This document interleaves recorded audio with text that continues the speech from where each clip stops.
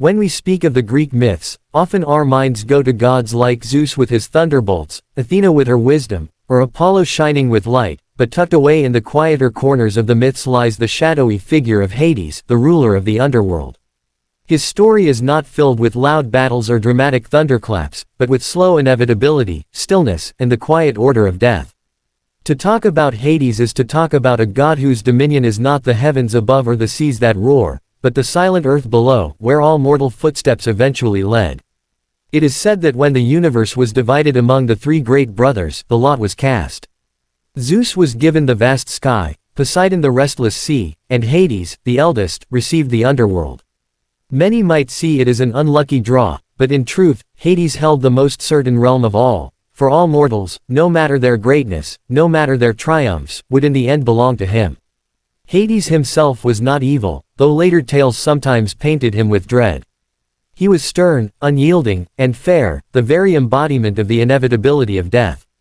He did not cause death, nor did he rejoice in it, but he maintained order in a domain where countless souls wandered after leaving their bodies behind. The Greeks called his kingdom simply Hades as well, the name of the god and the place becoming one. Beneath the earth stretched the shadowy fields, the meadows of asphodel, the groaning rivers, and the halls of judgment. Here, the dead arrived, led by Hermes in his role as Psychopomp, the guide of souls. Before entering, they would meet Charon, the ferryman of the river Styx, who demanded a coin for passage. Without it, a soul was said to wander, restless and lost. Many Greeks placed a coin in the mouths of their dead, a small payment for the ferryman, a reminder of how deeply these stories wove into everyday life. Once across the river, the souls were brought before the judges of the dead. Minos, Rhadamanthus, and Aeacus sat in solemnity, listening to the deeds of each life. The virtuous might be sent to the Elysian fields, a land of peace and happiness, a paradise for the deserving. Those who were neither great nor wicked went to the asphodel meadows, a gray and shadowy place where they wandered in endless sameness, without suffering but without joy. The wicked, those who had committed terrible crimes, were thrown into Tartarus, a place of torment, as deep beneath the earth as the heavens were above it, where ancient enemies of the gods, like the Titans, were also imprisoned. It was a realm layered with silence, fairness, and balance, and at the center of it all sat Hades, robed in dark majesty, his presence commanding but never needlessly cruel. His home was not chaotic fire nor wild torment, but a vast palace built of obsidian, gleaming with a strange and cold beauty. He rarely left his domain, preferring the solitude and responsibility of his throne. Yet his myth, as quiet as it seems, is most famous for a single story, the tale of his wife, Persephone. Persephone, the daughter of Demeter, goddess of harvest and fertility, was once gathering flowers in a field.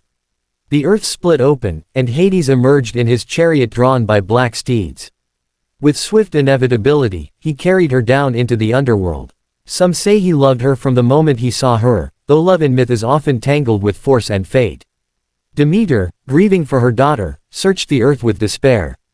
Crops failed, the fields lay barren, and mortals starved as she wandered in sorrow. The cries of humanity rose to the heavens, and even Zeus could not ignore the famine spreading across the land.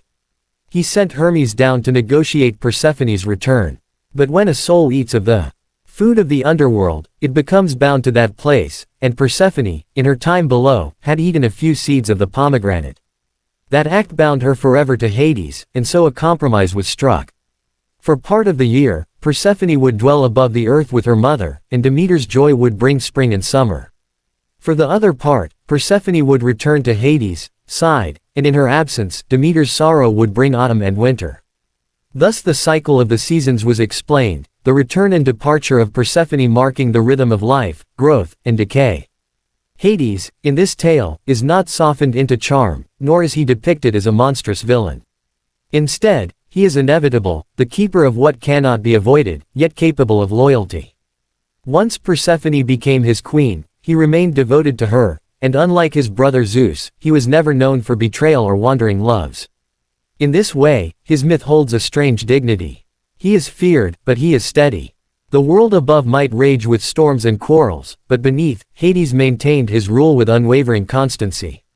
There are smaller tales, too, where mortals dared to challenge his domain. Orpheus, the great musician, descended into the underworld seeking his beloved Eurydice. His music was so sweet that it touched even the heart of Hades, and the god agreed to let Eurydice return, on one condition: Orpheus must not look back until they had left the underworld. But doubt overcame him, and he turned too soon, losing her forever. Another tale tells of Heracles, who was sent to fetch the hound Cerberus as one of his labors. Hades allowed it, provided the hero subdued the beast without weapons, and so Heracles dragged the three-headed guardian of the gates to the upper world before returning him. Each of these stories reflects not cruelty, but the unbending order of Hades' realm. Rules were rules, and once broken, even pity could not undo them. His very symbols reveal his nature. The helm of invisibility, given to him by the Cyclops, allowed him to walk unseen. The bident, a two-pronged scepter, marked his power. And always at his side, the monstrous hound Cerberus stood guard, ensuring that the dead remained within and the living did not trespass lightly. The Greeks did not pray to Hades often, for they feared to draw his attention. They called him by softer names instead, like Pluton, the giver of wealth, for indeed the riches of the earth, gold, silver, fertile soil, all came from beneath the ground, from his domain. This name, Pluton, would later evolve into the Roman Pluto, and from there, his image softened further into a god of hidden wealth. Yet in the Greek imagination, he always remained the shadowy king beneath the earth, solemn and immovable. In telling the story of Hades, what strikes us is not the flashing drama of battles or the loud declarations of thunder, but the quiet endurance of his role. He was not a god of chaos, but of order, not of cruelty, but of inevitability. His myths remind us of what lies beyond life, and of the rhythm that governs both growth and decay. Even in a world of countless stories filled with heroes, monsters, and divine quarrels, the story of Hades stands apart in its somberness, its strange calm, its weight of certainty. To hear it is to feel the quiet pull of sleep itself, the gentle reminder that all things must rest, and that in the end, silence embraces all.